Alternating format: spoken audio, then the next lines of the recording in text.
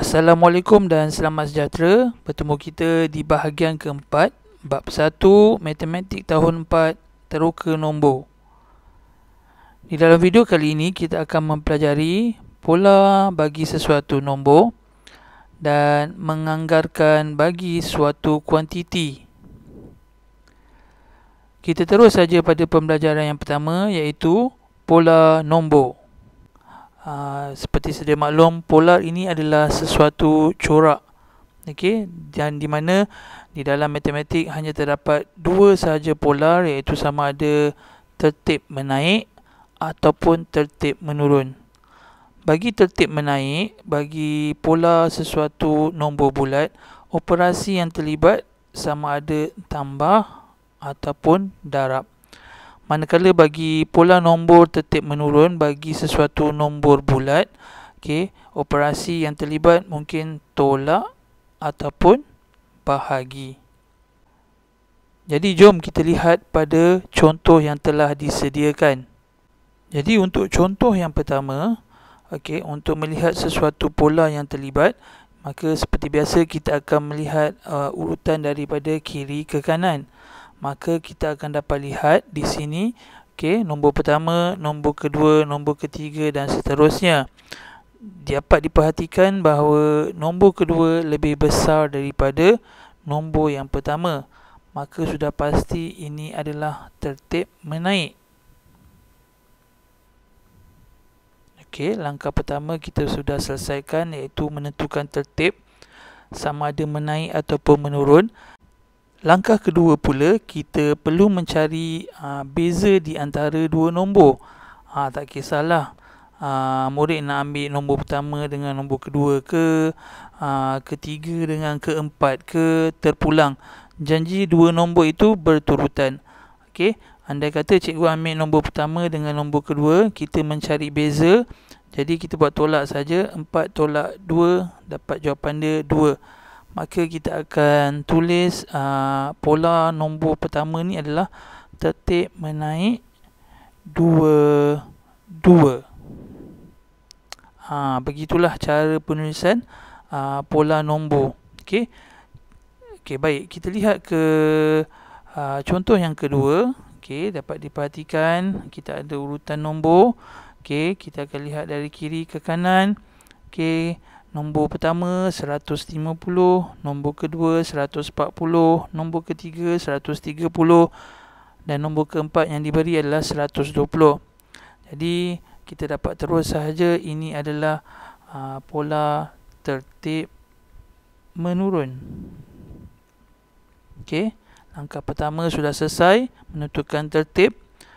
Langkah kedua, kita akan mencari beza di antara dua nombor yang berturutan.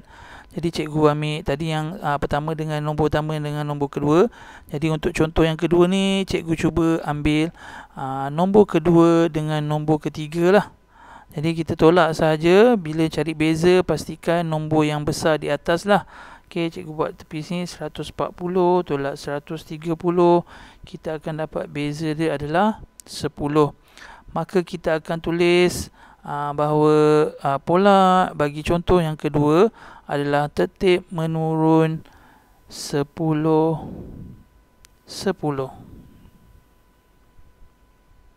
Jelas je murid? Jadi terus saja ke contoh yang ketiga. Baik, kita dah ada 14,500. Kemudian kita ada nombor yang kedua 13,500 dan nombor yang terakhir 12,500. Jadi kita lihat di sini, ini adalah tertib menurun.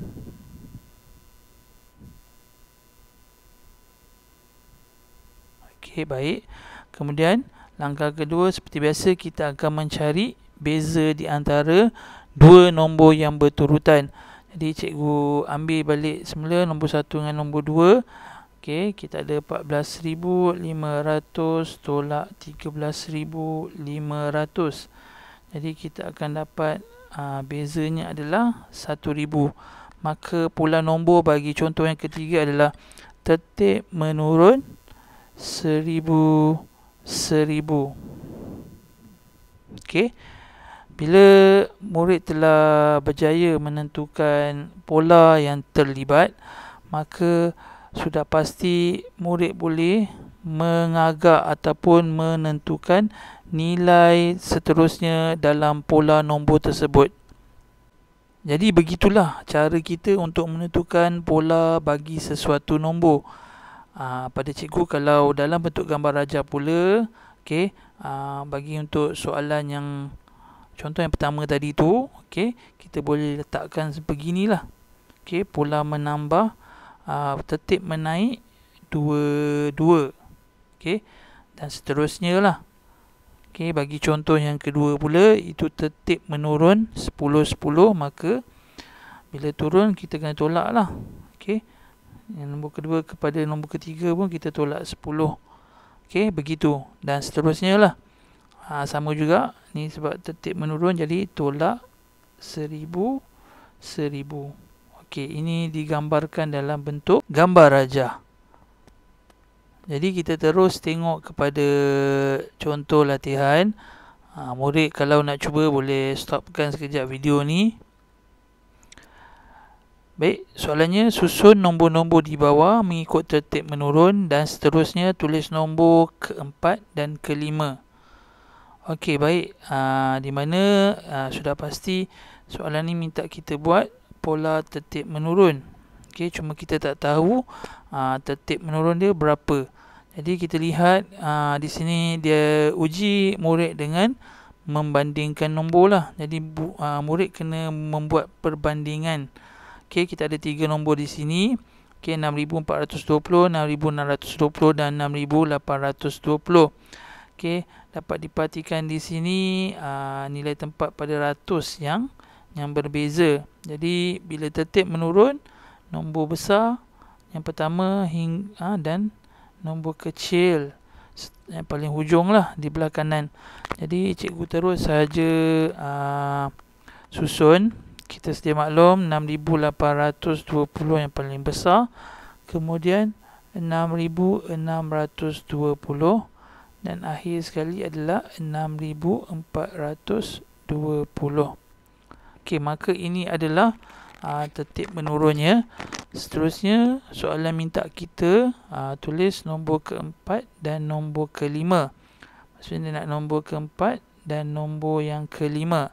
Jadi cikgu cara yang kedua dalam suatu pola, kita mesti tahu dia punya perbezaan di antara dua nombor yang berturutan. Jadi cikgu ambil nombor pertama dengan nombor kedua. Kemudian cikgu cari saja dia punya beza. Maka kita dapat bezanya adalah 200. Dia tertib menurun 200. Jadi apabila nombor bergerak ke seterusnya, kita perlu tolak dia 200. Jadi untuk mencari nombor keempat, kita hanya tolak saja daripada nombor ketiga itu 200. Jadi kita akan dapat nombor yang keempat ialah 6,220. Dan nombor yang kelima, kita tolak lagi 200. Dalam gambar raja maksudnya kena tolak lagi 200. Maka kita akan dapat nombornya adalah 6,020. Jadi cikgu tulis jawapan di bawah. Tertibnya 6,820, 6,620, 6,420, nombor keempat 6,220 dan nombor yang terakhir, nombor kelima 6,020. Baik, begitulah cara kita menentukan pola nombor dan sedikit latihan mengenai pola nombor di dalam matematik. Cikgu terus ke pembelajaran yang kedua pada video kali ini, iaitu anggaran. Untuk KSSR, antara kemahiran yang paling penting di dalam matematik adalah menganggar sesuatu kuantiti. Baik, seperti sedia maklum, tajuk anggaran ni kita telah jumpa ataupun murid telah jumpa dari tahun 2 lagi. Baik, apa yang boleh cikgu simpulkan untuk menganggar sesuatu, dia ada dua. Okey, melalui pemerhatian, kita boleh tengok benda tu dan kita boleh buat anggaran. Kita ada pengalaman pasal benda tu, kita boleh buat anggaran juga. Dan mungkin cara yang kedua melalui sentuhan. Sentuhan di sini bermaksud awak rasa, awak pegang, awak boleh explore benda tu secara dekat dan pegang lah benda tu. Okey, melalui diri sentuhan lah. Okey, jadi apabila kedua-dua ini kita ada pengalaman ataupun pemerhatian dan sentuhan, kita akan menggunakan logik untuk kita menganggar sesuatu benda ataupun sesuatu kuantiti itu. Okey, jadi cikgu harap jelas ya murid untuk pengenalan menganggarkan ni. Cikgu ada sediakan beberapa contoh untuk kita lebih faham mengenai subtopik anggaran ni. Kita lihat pada gambar ajar yang pertama, dapat diperhatikan ia berkenaan dengan isi padu air yang berwarna merah ni lah. Kita ada 3 botol, botol A, botol B dan botol C. Okay, melalui pemerhatian kita tahu bahawa botol A kosong botolnya, tiada langsung air. Kemudian kita bandingkan saja B dan C. Okey, dapat diperhatikan di sini kemungkinan kita akan cakap ataupun kita akan menganggarkan bahawa isi padu botol air B di dalam B adalah separuh daripada isi padu air di dalam botol C. Maka kita telah di sini kita telah membuat satu anggaran. Bagi contoh kedua pula, dapat diperhatikan kita ada 3 bekas, iaitu Y, bekas Z dan bekas X. Dan di sini dia dapat diperhatikan hanya bekas X sahaja yang diberi bilangan sebenar gula-gula, iaitu 200 biji. Baik, kita akan buat anggaran berdasarkan pemerhatian dan logik lah. Okey, dapat diperhatikan bekas-bekas ini mempunyai saiz yang berbeza. Jadi secara logiknya, bekas yang besar akan mempunyai banyak gula-gula dan bekas yang kecil akan mengandungi sedikit sahaja gula-gula. Jadi di sini kita boleh cakap ataupun kita boleh bagi tahu kita menganggarkan bilangan gula-gula di dalam bekas Z lebih banyak berbanding di dalam bekas X. Okey, jadi cikgu tulis terms yang dipakai di sini adalah lebih banyak.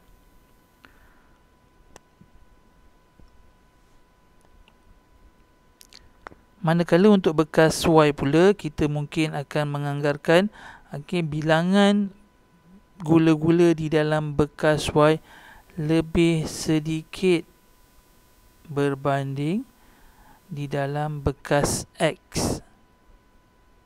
Bagi contoh ketiga pula, kita boleh perhatikan kita ada rumah Daniel, bandar dan rumah Ramesh.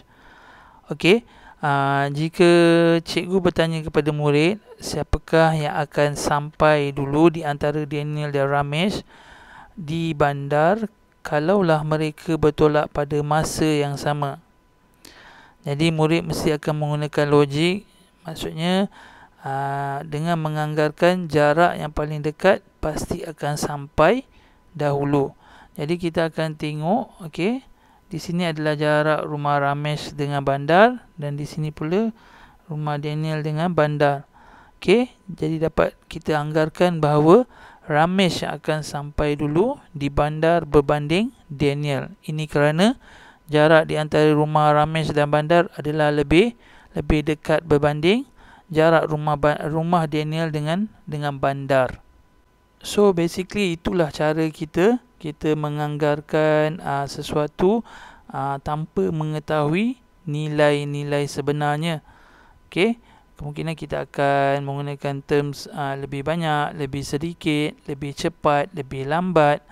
Okey, untuk menggambarkan kita menganggar sesuatu. Jadi cikgu ada sediakan contoh yang lebih spesifik, iaitu dia mempunyai nilai.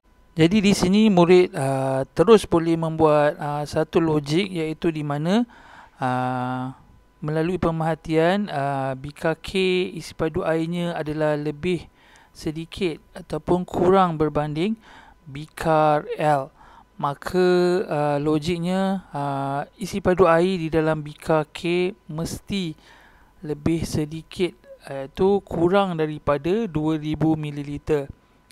Biasanya untuk soalan seperti ini, jika kita ingin membuat penganggaran, murid digalakkan untuk membuat garisan untuk melihat perbandingan di antara kedua-dua objek ataupun lebih lah.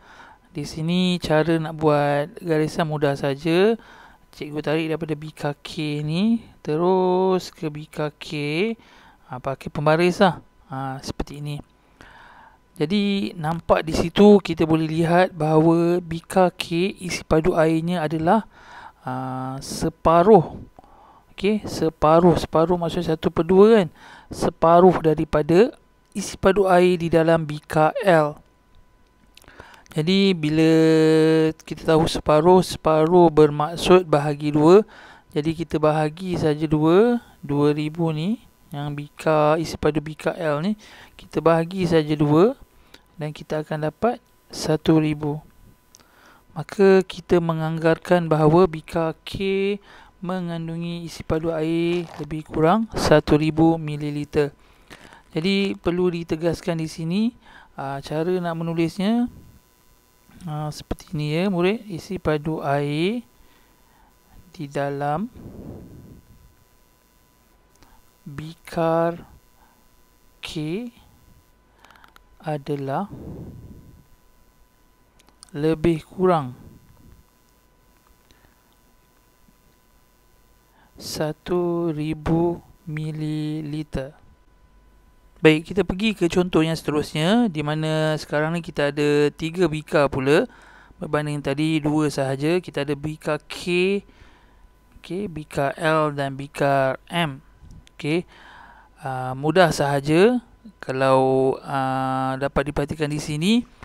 Kita akan tahu bahawa yang paling banyak adalah bikar L dan yang paling sedikit adalah bikar M, di mana dapat disimpulkan bikar K berada di tengah-tengah. Jadi cikgu tulis ni paling banyak, nombor 1 bikar L, kedua bikar K dan yang ketiga adalah bikar M. Kalau kita lihat berdasarkan gambar ajar diberilah. Ingat konsep dia mudah saja. Kalau nak cari yang kuantiti lagi banyak, kita darab saja. Kalau yang lebih sedikit, kita kena bahagi. Jadi langkah pertama yang dinasihatkan, seperti cikgu cakap tadi, kita perlu membuat garisan. Baik, lepas kita dah buat garisan, jadi kita lihat saja teruslah. Kita bandingkan bikar K dengan bikar L dahulu.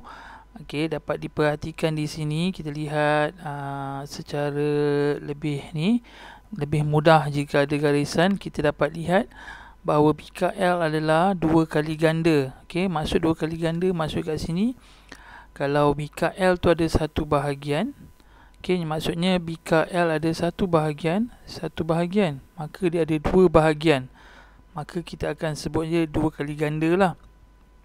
Jadi di sini untuk mencari nilai anggaran bagi isi padu air di dalam bikar L ni, kita hanya perlu mendarab 2 lah. Darab 2. Untuk bikar M pula, kita perhatikan apabila kita bandingkan, baik, cikgu padam yang ni dulu.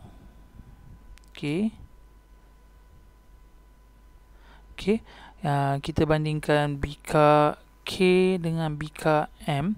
Kita dapat lihat bikar M dah tentu sedikit lah. Jika sekali lagi cikgu tulis, jikalah bikar K ni adalah 1 bahagian, dapat diperhatikan di sini 1 bahagian tu dah terpecah 2 dah. Maksudnya kat sini kita akan anggap ni dapat separuh, sebelah sini pun dapat separuh. Maka sebenarnya isi padu bikar M tu adalah separuh daripada bikar K. Jadi kalau sedikit macam cikgu cakap tadi, bahagilah. Separuh maksudnya bahagi 2. Jadi untuk mencari nilai anggarannya, kita darab sajalah. Untuk bikar K, bikar L, kita darab je terus. 4000.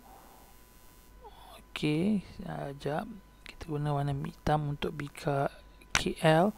4000 darab dengan 2. Maka kita boleh anggarkan bahawa bika L mempunyai isi padu air sebanyak 8000 ml. Okey, kita cakap anggarannya 8000 ml. Manakala bagi bika M pula, okey, 4000 bahagikan dengan 2, maka kita akan dapat anggarannya adalah, anggaran isi padu air untuk bika M adalah 2000 ml. Jadi sebelum cikgu tamatkan video ni, ingin cikgu tekankan lagi sekali, di mana jika kita ingin membuat penganggaran, kita perlulah melihat kepada gambar rajah yang diberi, kemudian kita buat pemerhatian yang perlu kita lakukan, dan seterusnya kita menggunakan logik untuk membuat kesimpulan. Jika gambar rajah itu mempunyai nilai, maka kita boleh menggunakan operasi yang bersesuaian untuk membuat anggaran pada objek ataupun nilai yang kita hendak cari.